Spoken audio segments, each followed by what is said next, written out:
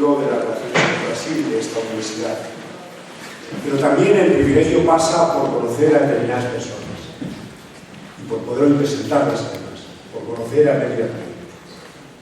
Y no me resisto a contarles, y ella lo recuerda perfectamente, el momento en el que nos conocimos. Fue en el Brasil, en el Hotel Renaissance, en São Paulo, en una sesión de Telefónica sobre las relaciones en general de España y Brasil. Y tuve la suerte de que tocara al lado de Mérida Prey, que es una gran seductora. No, por Dios, soy un aprendiz de seductor. Realmente pronto nació entre nosotros algo que fue clave, que nos comunicamos. Nos comunicamos y hablamos de muchas cosas, a lo mejor distintas de las que motivaban la propia realidad. Y esa química o esa relación entre ambos perdura hasta hoy. Perdura hasta hoy. Y el que hoy tenga ese privilegio, de verdad, me llena de satisfacción. Presentarles a ustedes a Nerea Piñón. Bueno, pues no la presento, es decir, conocen ustedes mucho más de Nerea Piñón que yo. Pero yo conozco cosas también. Esa por de pronto. Su capacidad de seducción, que me ha dicho además que dijera algo aquí, que dijera que nuestro diálogo era entre Romeo y Julieta, invirtiendo las posiciones. Yo en el balcón, donde tenía que estar ella y yo, en fin, esas cosas que ustedes saben. Pero presentar a Nerea Piñón pasa también, obviamente, por algo que es clave. Ella es una mujer que rompe, como dicen ahora, techos de cristal, ¿no? Que con su biografía como autora literaria llega a lugares donde no había llegado antes ninguna mujer de su nacionalidad. Ninguna mujer. Ella fue presidenta de la Academia, primera. Ella fue premio Príncipe de Asturias. Yo creo que fue la primera mujer en la literatura. De lengua, sí, sin duda. Y aparte, además, tiene otro privilegio, otro rasgo que para mí me hace particularmente atractiva, que es el de ser, por su propia biografía personal y familiar, bueno, pues un puente entre ambas orillas del Atlántico. Más todavía entre Galicia y Brasil, pero no solo, en general. Es decir, ya es un habitual de la península ibérica, de la balsa de piedra, de algún otro que todos conocemos. Claro, no os voy a hablar de la República de los Sueños porque da hasta título a nuestro congreso, ¿no? La autora de la República de los Sueños, ¿no? ¿Cómo no? Por tanto, una referencia obligada en este momento a la literatura en portugués escrita en Brasil. Pero permítanme que aproveche la ocasión para hacer otra referencia. Una referencia general, desde que ella es una banderada. Es decir, construir un país pasa no solo por establecer unas fronteras, pasa por articular unos signos de identidad. Y esos signos de identidad pasan, entre otros, sin duda por sus letras y sin duda por su literatura. Quien no tiene literatura propia, el país que no tiene literatura propia y literatura sólida, potente, bueno, es un medio país, o es un aprendiz de serlo. Y en los países jóvenes, Brasil es un país joven, pero tremendamente atractivo, y tiene una literatura propia que exterioriza de alguna forma esa síntesis de culturas que es, al final, el producto de la cultura brasileña. Su cultura propia pasa por su literatura propia. El que nosotros, modestamente, desde esta universidad y desde el centro que dirijo, queremos contribuir aquí, en esta orilla, a ese construir Brasil, a ese difundir sus signos de identidad, a ese difundir su literatura, bueno, creo que es una de las tareas más importantes y más hermosas que tiene el centro. Por eso, tener a Nerea Piñón como exponente de ese hacer, de ese construir país, de ese construir una literatura que ahí existe, pero que es síntesis de muchas. Pero ¿qué país no es síntesis de muchas cosas? Porque están ustedes en España, lo que pasa aquí nuestra síntesis viene, y de vez en cuando se resquebraja, viene del medioevo. Es decir, pero ahí está. Es decir, no es que siempre fuimos iguales, que aburridos. Hay que cambiar, hay que avanzar. Y hay que avanzar no solo con la ingeniería, no solo con el descubrimiento, no solo con la medicina, no solo con experimentales, hay que avanzar en las letras, en la literatura. Nérida es una referencia en ese avanzar en Brasil. En ese avanzar en Brasil, ese avanzar en portugués, y ese es el puente entre España y Brasil. Por eso, Nérida, bienvenida a esta universidad. Bienvenida a este centro. Gracias por haber aceptado ser la referencia en este congreso que hoy nosotros tenemos. Nérida, muchas gracias.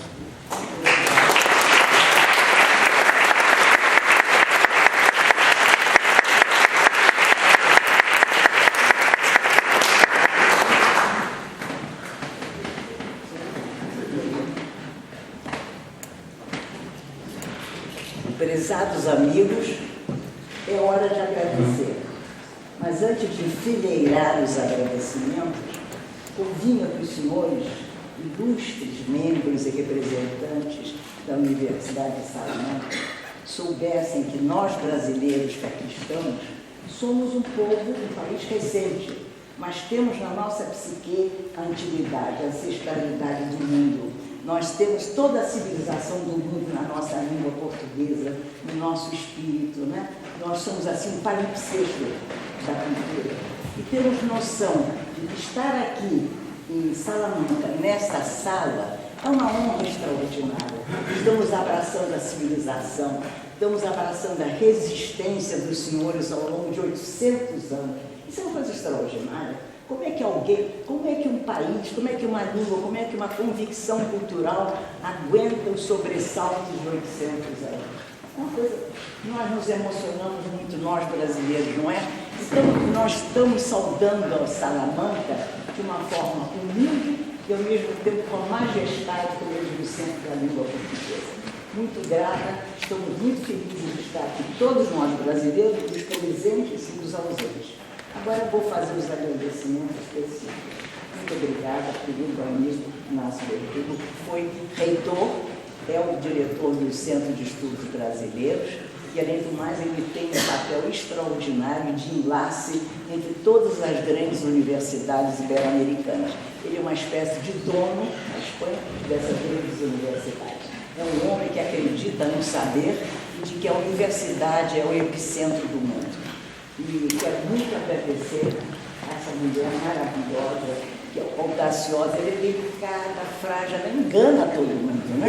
Ele pensa que ela mas é de uma força titânica, né? Ela teve essa fé na literatura brasileira e aqui está, levando adiante esse congresso de uma forma tão bonita, tão generosa, né?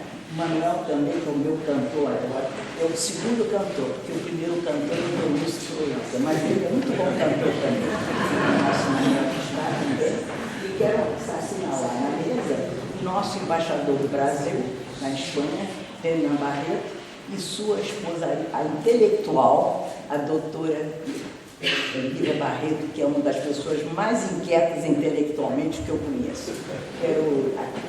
Agradeço aqui, quero agradecer também, registrar a presença, vamos dizer, essa parte da Espanha, de Paco Galo, que é do Instituto Hispano-Brasileiro, que aqui está, o nosso também, Antônio Maura, que dirige o Instituto, grande Instituto Cervantes, no Rio de Janeiro. Meu Deus, tem mais alguém da Espanha aqui.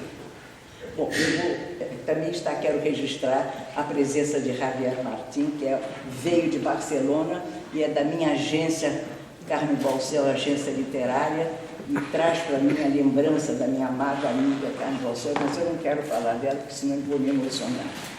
E, meu Deus, essa é a primeira carta. Eu quero muito agradecer, em especial, o Domingos Proença Filho, o intelectual que fez um texto belíssimo na inauguração, que foi presidente da academia, que apostou em mim para que eu viesse também representando a academia. E a nossa grande casa, a Academia Brasileira de Letras. Eu deveria talvez agradecer outras pessoas mais, mas nesse momento eu estou meio distraída, mas logo a minha cabeça está ótima.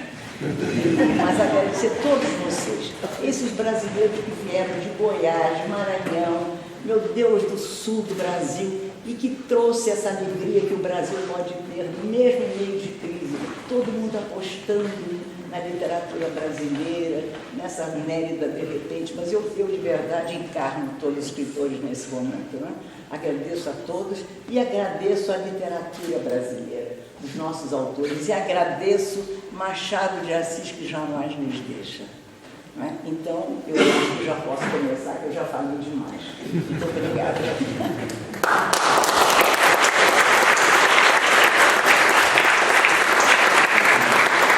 Eu queria dizer, e vocês vão ter que ter uma certa paciência, porque eu estou lendo com muita dificuldade, mas também essa dificuldade que eu vou enfrentar representa a minha estima por vocês, porque normalmente eu não estou quase aceitando mais aceitar discurso.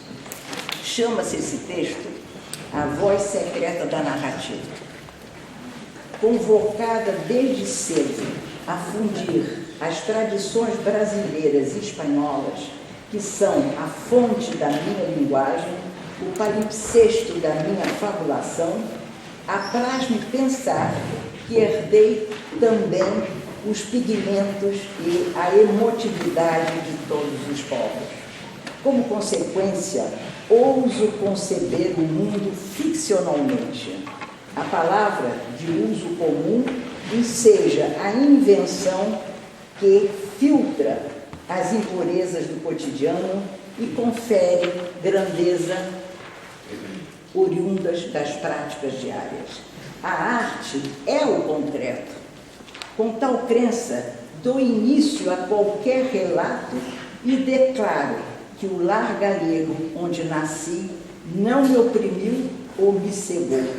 Seus ocupantes não pareciam inclinados a solapar as iniciativas libertárias havidas supostamente na Terra Nova, contudo ainda por se fazer. Agiam como se não trouxessem na alma as servícias que castela a nobreza local galega de conduta feudal, o clero dominador, impingiram outrora a Galícia.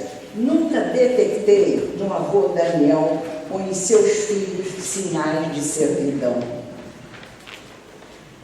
Livre assim de tantas sanções que me poderiam ter aplicado, não vivi sob o signo de normas intransigentes que adestrassem a imaginação ou me cortassem as asas, fazendo de mim uma mulher híbrida, incapaz de amar a pátria minha e a dos ancestrais, ou olhar a Espanha com ressentimento por haver expulsado de suas aldeias o meu povo.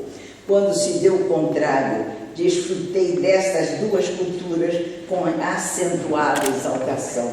Graças a essa discreta liberdade, sucumbi às diferentes formas de arte.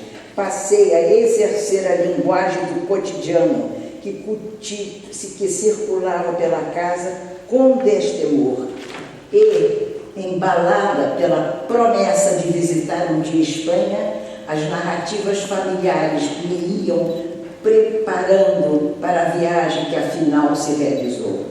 Já na casa da avó Isolina, na aldeia de Borella, convivi com a natureza galega,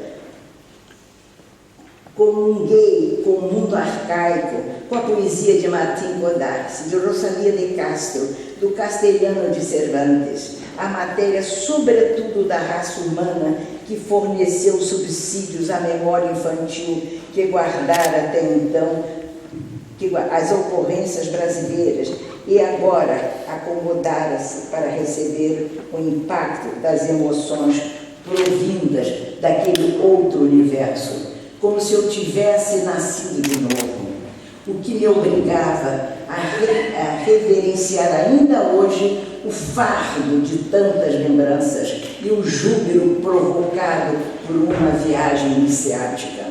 Foi esse tempo espanhol que se prolongou por quase 2 anos, graças ao qual carrego nas costas um outro lar, além do Brasil. como se não fora suficiente para minha vocação de escritora contar com uma pátria como o meu país, passasse agora a responder pelos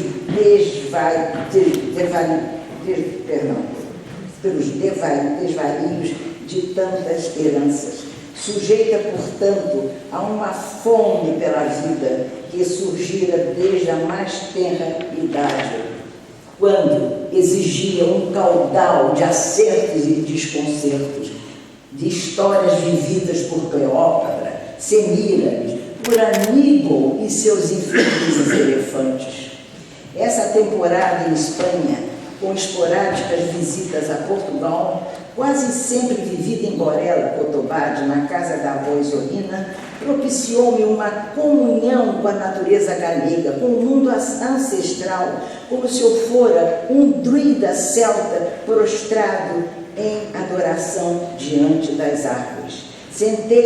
Sentia-me um mitológico Atlas a reter a esfera da terra nas mãos, enquanto absorvia, destemida, a geografia, o campo e a montanha, as lendas, as bruxarias, as línguas galega e castelhana, as festas de verão, os cheiros, a comida, os costumes locais, os substratos, enfim, da grei de que me originara.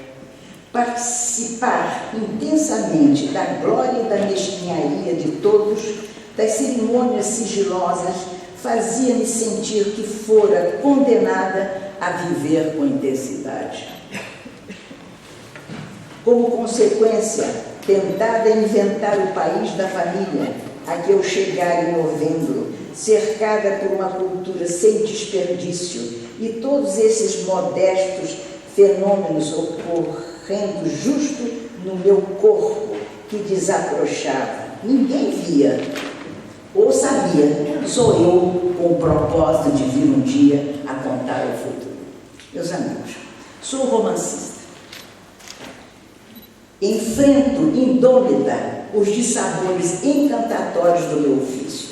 Submeto-me à massa verbal que implica na fatura de um romance sobrecarregado de insondáveis conflitos. Como consequência, padeço das turbulências da linguagem e das emoções que afloram à medida que avanço nas contradições do texto. Pesam-me, portanto, as pressões temporais e espaciais, a carga das identidades contidas na psique ancestral, sempre atuante, e ainda as realidades superpostas.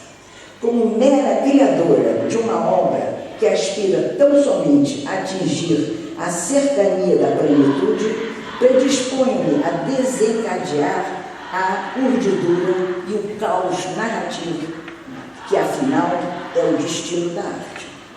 Como autora do A República dos Sonhos, potencializei as peripécias humanas concentradas no desfecho de uma história que carece ser contada.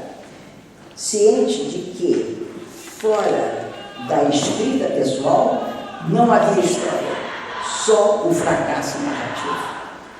Confrontada com a insidiosa natureza do romance, padeci de uma vertigem que acompanhava o curso da criação enquanto ressalva os recursos inerentes à linguagem. Era, porém, mister confinar-me aos limites narrativos com o propósito de forjar personagens e cenas que se moviam em torno de dramático universo, em total desrespeito à noção primária da lógica que antagoniza a estética. Contudo, Madruga, personagem central e demais parceiros, previamente condenados pelos efeitos abolicionistas da criação literária, cediam-me seus corpos para fazer deles arquétipos, réplicas do contingente humano. Uma carne que eu modelava com expressões comuns à humanidade, de antemão sabendo que o A República dos Sonhos, entidade literária muito buscada, devorou-me antes mesmo de ganhar existência, e que, ao dar-lhe início, forçou-me a viver sob sua guarda, compensando-me com as imperativas prerrogativas de sua arquitetura assimétrica e misturante. E foi o que, aliás, fiz. Um romance enlaçado firmemente com as irregularidades humanas, resistente a fazer concessões que ferissem o seu arcabouço moral e estético. Daí que a cada dia o livro surgisse potente, a cobrar uma estratégia assentada intrinsecamente sobre matéria turbulenta, própria da obra de arte, contrária a uma coerência acomodada. Como consequência, o A República dos Sonhos, de espírito insurgente, ganhava uma representatividade literária atrelada a procedimentos narrativos segundo as leis de duração temporal, de consciência espacial. À medida que avançava em suas páginas, o texto, sempre voraz, multiplicava-se, atendia a camadas que, enquanto imprevistas, tornavam-se realidades inéditas, cuja soberania impunha novas condutas, como forçando-me a abolir o realismo canônico, de costume inimigo da invenção, a fim de que a desordenada complexidade romanesca se afinasse com o que era inerente ao humano, e fosse eu capaz de traduzir em conjunto o conjunto da linguagem imaginária a serviço da faustosa fabulação. Alguns traços do A República dos Sonhos acentuavam sua vocação melodramática. Desde a abertura, eles traziam em seu bojo a miséria e as excelências do espetáculo humano. Destacavam os personagens que, de alma andarilha, agarrados à sola dos pés, com o suor entre os artelhos, esplendiam enfrangados em meio à narrativa. Enquanto, sob efeito de emoções desmedidas como os gregos, emprestavam à história tudo o que eu era como romancista. Ainda menos, se pudesse, faria vários proclamas, como admitir que a imaginação rege parte do meu ser, dita e contraria estatutos sociais e devaneios, oxida e exalta o caos, que é também o penhor da minha liberdade estética. De posse, afinal, de alguns conhecimentos e trabalhando 16 horas diárias ao longo de 2 anos, avançava pela criação sustentada por uma paixão desenfreada.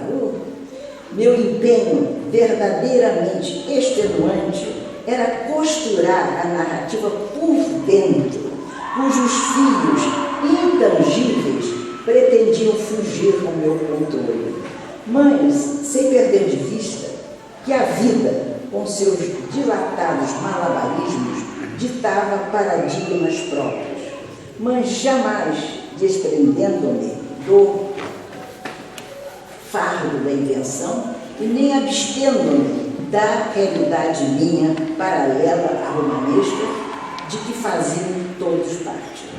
A noção de pertencer à vida, de que forma se apresentasse, nunca me abandonou. Ao contrário, essa adesão diária ao cotidiano garantia-me a ilusão de que a escrita, competindo com a minha vida, desafiava o mal e a inocência em igual medida. Esta imaginação, que sempre exalto, representava naqueles anos levedo do meu pão diário. Fecundava a escrita e revigorava-me, permitia ajustar-me ao mesmo tempo à fabulação e a uma certa realidade mesquinha, sem as quais nada prosperaria.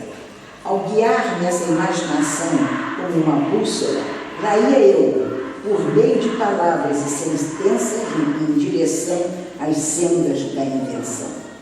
Solitária ante as emergências da arte, o própria República dos Sonhos ia esclarecendo-me sua anatomia anímica, polissêmica.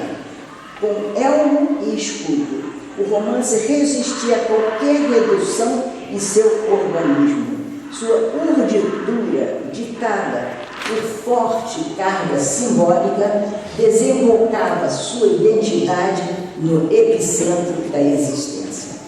Abraçava ele, portanto, o conceito quimérico de ser o mundo o cenário ideal para acolher os desvarios coletivos, as labaredas do pensar humano, a carnalidade e a transcendência, para realçar em seus entrechos as consequências de uma realidade capaz de levitar, de abstrair-se, de assassinar. Ao ter em vista que, por força da tarefa de narrar, e se necessário, eu me molasse sobre o adro do sacrifício. Desde o seu primeiro suspiro, o livro insuflou um ideário de fabulações, de enredos fluviais que cobriam o estuário e a foz do verbo. Histórias sediadas às margens dos continentes europeu e americano, de modo que suas vertentes de matriz civilizatória fossem preservadas graças à consciência oral, por exemplo, de Chana, um aldeão galego que se tornou porta-voz da arte narrativa. Uma arte imortal a que os pobres, conquanto protagonistas, não tinham acesso. Graças assim a este contador popular, de figura destacável ao longo das décadas, podiam os camponeses, em sua companhia, remontar às peregrinações medievais, aos enredos dos satíricos e voluptuosos boiardos, aos relatos das sofridas aldeias galegas. Era um contador que ensinava a todos, em especial ao neto Madruga, que as mitologias produzidas por cada um deles e que sobreviviam aos séculos eram suscetíveis de apropriação e prontamente incorporadas aos bens alheios, ao acervo cultural das nações vizinhas. Assim devia o neto trazer de volta à Galícia as lendas que os castelhanos sequestraram. Como autora, decantava a matéria que jazia como morta na consciência brasileira. Justa aquela com que déramos início à bendita mestiçagem, resultado de sangue que gotejava dos índios brancos inteiros, e que, ao unir-se aos filhos da penúria que a Europa expulsou para o fundo do mar, cimentou as claves essenciais da identidade brasileira, enquanto simultaneamente submergiam todos na adversa e atraente aventura americana, da qual não tinham mais como escapar. Uma circunstância histórica que lhes permitia, como simples imigrantes, o nobre papel de incrementar o sistema alegórico brasileiro, com o qual, enfim, definir uma nação. E ao serem parte essencial da íntima subjetividade nacional, podiam reivindicar o título de desbravadores de um novo continente. Como regente de uma proposta estética que excedia às vezes aos seus limites, eu insistia, havia que rastrear que espécie de fusão ocorrera entre brasileiros e imigrantes chegados à Terra a partir do final do século XIX. Uma tribo de variadas etnias, línguas, credos, que passou a responder por novos conceitos que congregaram Paris, o Brasil. Estes desembarcados, formados por homens e mulheres dispostos a cumprir suas rotas atípicas, perfilados diante do Brasil, responsabilizavam-se por feitos que, com quanto de dimensão modesta, sustentavam uma narrativa de feição épica. Era um povo que encarnava em conjunto a saga de Madruga, aquele migrante galego que, à frente de largo cortejo de criaturas, imolava e reacendia sua vida, suas memórias, ao tempo que narrava as vastas irregularidades do comovente descampado brasileiro. Os avanços narrativos acumulavam sem piedade comigo mesmo. Cada passo à frente comprometia-se com a fala poética que refletia o denso pensamento, os maneirismos, o coração e a língua sincronizados, a paisagem afinal onde se instalavam todos. Foram recursos mediante os quais eu imergia no núcleo da arte para me salvar, do qual se irradiavam réstias dos saberes provindos dos pastores das argólidas, dos simbades do Índico, da sarça ardente do Monte Sinai. Filiada à arte desde menina, seduziam-me os enigmas imantados pelo inconsciente dos personagens, genuínos brasileiros e imigrantes, expostos no palco, e que eu, a fim de enfrentá-los, cedia a cabeça ao cutelo. No fragor da batalha literária, palmilhava a memória reclusa, forçava as fendas verbais a se abrirem, extraía de cada frase partículas mínimas que anunciavam o nascimento do mundo e o milagre dos inventivos improvisos. Sem cessar, recorria às lembranças familiares que cobrissem o lendário da cozinha, do quintal, da sala do piano e da mesa de bilhar. Ampliava assim percepções oriundas dos ancestrais, dos vivos, de épocas longínquas, de um repertório que jamais se eclipsou, de fecundas memórias alojadas no meu ser narrador. Pratiquei certamente uma arqueologia caseira, como era mister ser, e para melhor cumprir os deveres do ofício, desenterrava os fósseis arcaicos, afugentava o pó do milênio, sempre grata por alimentarem a minha perplexidade. Nem por isso, filha da caverna e do fogo, em que tempo fosse, não descuidei das precárias modernidades do meu tempo, a cujas ações recorro por julgá-las decorrentes do próprio apetite da alma. Portanto, brasileira da minha época, como tal, apalpo as emoções provindas dos meus personagens. Faço com que seus estertores, de certo revolucionários, traduzam a humanidade. À medida que inventava cada linha do romance, expandia a minha audácia. Passava a ser Madruga, Eulália, Odete, Venâncio. Era quem precisava ser. Dava passos incertos, mas indispensáveis. Importava-me dar alento a novas interpretações, converter vivência e revelações em salvo-conduto. E com ele, incrementando a narrativa, redimensionando o que para a meta de Madruga constituía razão de ser. Uma matéria dela e dos demais, em vivo contraste com a Galícia, atada a seu lendário arcaico, ambas perspectivas em si transgressoras. Refugiava-me à sombra do verbo que jamais toldou minha liberdade literária. Seu universo multiplicador confirmava que a criação era necessariamente desrespeitosa. Pecava sob o impulso de seus desatinos. Abria a porta que levava ao inferno ou ao firmamento, dois precipícios atraentes. Tantos andrajos e desgraças povoavam a genealogia de Esperança, Chama, Eulália e filhos.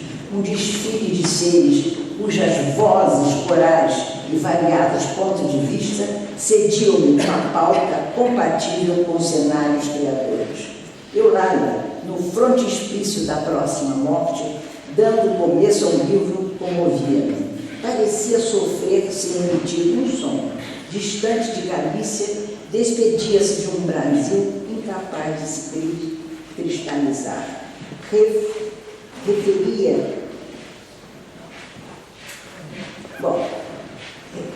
A refinada dama e esposa de Madruga servia a própria memória e a do pai, que, devido à sua pequena fidalguia, comandava os membros de sua casa.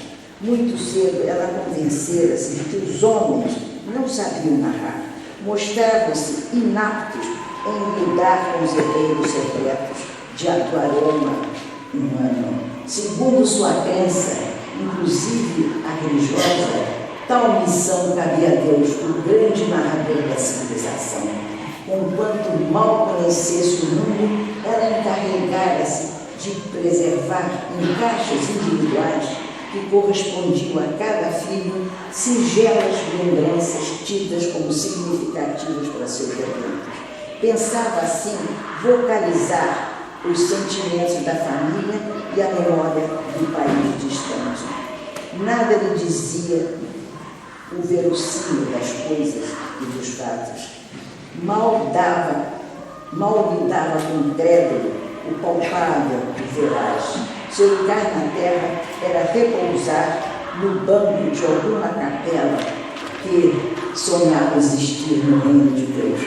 Talvez devesse recolher o que via abandonado no chão e com esses ciscos tecer os meandros da sua fé. Jamais duvidara da ciência de Deus ou aceitara a tentação de cruzar em seu caminho com algum melodioso poeta provençal. Os racontos para Eulália representavam uma excursão pela geografia da alma, uma reconhecida